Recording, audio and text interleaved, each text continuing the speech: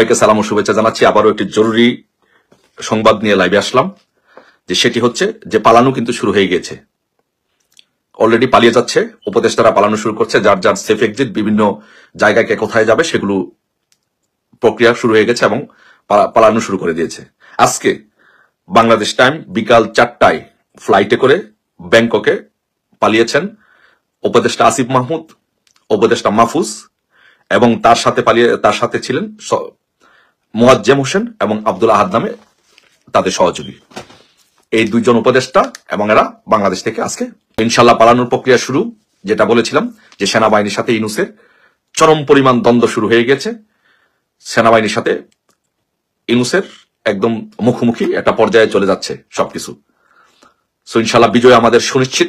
ইনশাল্লাহ আমরা বলেছিলাম, আমরা আগে বলেছি যে কষ্ট, দুঃখ, বেদনা, সমস্যা এগুলো সাময়িক। রাজনীতি করতে হলে 111-এর মধ্যে এরকম পরিস্থিতি সৃষ্টি হবে, এরকম ঘটনা হবে, এগুলো কোনো বিষয় না। এগুলো মাথায় রাখতে হবে, এগুলো মাথায় রেখেই আমাদের রাজনীতি করতে হবে। এগুলো সাময়িক বিষয়, কোনো সাময়িক বিষয়, এগুলো কোনো আমাদের সুনিশ্চিত। আজকে বিকাল 4টার ফ্লাইটে ব্যাংককে পালিয়েছে আসিফ মাহমুদ, মাহফুজ, এই দুজন। তাদের সাথে গিয়েছে মোয়াজ্জেম এবং আব্দুল আহাদ। বাকিরা ইনশাল্লাহ আস্তে আস্তে সবাই পালিয়ে যাবে। আমি যেটা বলবো যে আপনাদের বাংলাদেশ আওয়ামী লীগের সকল নেতৃবৃন্দদেরকে বলবো, সকল পর্যায়ের নেতা, গ্রাম থেকে নিয়ে উপজেলা, জেলা, ওয়ার্ড, নগর, মহানগর, সব জায়গার নেতৃবৃন্দদেরকে বলবো যে আপনারা প্রস্তুত থাকবেন। কোনো নেতৃত্বের জন্য অপেক্ষা করবেন না। আপনারা সবাই নেতা, একজন কর্মী আমার নেতা। এখানে কোনো বিষয় না যে কে নেতৃত্ব দিবে, কে অর্ডার দিবে, আপা অর্ডার দিলে আমি এটা করবো, আপা অর্ডার না দিলে এটা করবো, এগুলো কোনো বিষয় না। আমরা প্রত্যেকে নেতা, আপনারা আমাদের নেতা। আপনাদের নেতৃত্বে আগামী দিনে বাংলাদেশ আওয়ামী লীগ চলবে, বাংলাদেশ আওয়ামী লীগ বিনির্মাণ হবে। আপনাদের নেতৃত্বেই বাংলাদেশ আওয়ামী লীগ সুসংগঠিত হবে, আওয়ামী লীগ রিফর্ম হবে, আওয়ামী লীগ আগামী দিনে প্রধানমন্ত্রী করে বাংলাদেশের রাষ্ট্রীয় ক্ষমতা চালাবে। আপনারাই হচ্ছেন প্রত্যেকটি, যারা আপনারা নেতৃবৃন্দ আছেন, কর্মী আছেন, আপনারাই নেতা। এই পরিস্থিতিতে বাংলাদেশে আওয়ামী লীগের নেতৃত্ব তৈরি হবে। আপনারা নেতৃত্ব দিবেন, এই দেশকে ইউনূসের হাত থেকে রক্ষা করবেন। এটা হচ্ছে আপনাদের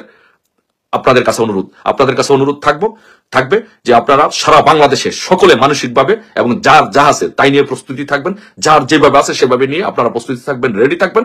আপনাদের মানসিক প্রস্তুতি এবং লজিস্টিক সাপোর্টের যে প্রস্তুতি, সেগুলো নিয়ে আপনারা প্রস্তুতি থাকবেন। ইনশাল্লাহ বিজয় ইনশাল্লাহ খুব বেশি দূরে নয়। ইনশাল্লাহ আমাদের অচিরে আমরা যদি যে মেকানিজম হচ্ছে, যে কাজগুলো হচ্ছে, সেই কাজগুলো যদি সঠিকভাবে আমরা প্রয়োগ করতে পারি, সেই কাজগুলো সঠিকভাবে যদি ব্যবহার করতে পারি, আমরা যদি সকলে ঐক্যবদ্ধভাবে আওয়ামী লীগের নেতৃবৃন্দ কারো জন্য অপেক্ষা না করে, কারোর সাথে কেউ না লেগে, কারো পিছনে কেউ না লাগে। আজকের এই পরিস্থিতিতে আমি আরেকটি কথা আওয়ামী লীগের নেতৃবৃন্দদেরকে বলবো, আপনাদেরকে বলবো, আওয়ামী লীগের কোনো নেতাকর্মীর প্রতি কেউ কারো কোনো ক্ষোভ, দুঃখ, কষ্ট, বেদনা রাখবেন না। যদি কোনো বেদনা আওয়ামী লীগের, যদি কোনো নেতৃবৃন্দের, বঞ্চিত অবহেলিত কোনো নেতৃবৃন্দের যদি কোনো ক্ষোভ থাকে, দুঃখ থাকে, কষ্ট থাকে, সেটা আমার দীর্ঘদিন রাজনীতি করার ফলে এই রাজনীতিতে কিছু পাইনি। তারপর আমি বলবো যে আমাদের আজকের এই দিনে আমাদের কারো প্রতি কোনো দুঃখ, বেদনা, কষ্ট, ক্ষোভ কোনো কিছু নেই। সবাই আমাদের ভাই। নিজের ভাইয়ের সাথে নিজের দ্বন্দ্ব হয় না, নিজের পরিবারের সাথে দ্বন্দ্ব হয় না, নিজের ভাই নিজের সাথে ঝগড়াঝাটি করে না, করে। আওয়ামী লীগ যা করে সেও আমার ভাই। আমার সাথে বিভিন্ন কারণে দ্বন্দ্ব হয়েছে, এগুলো আমাদের সব ভুলে যেতে হবে।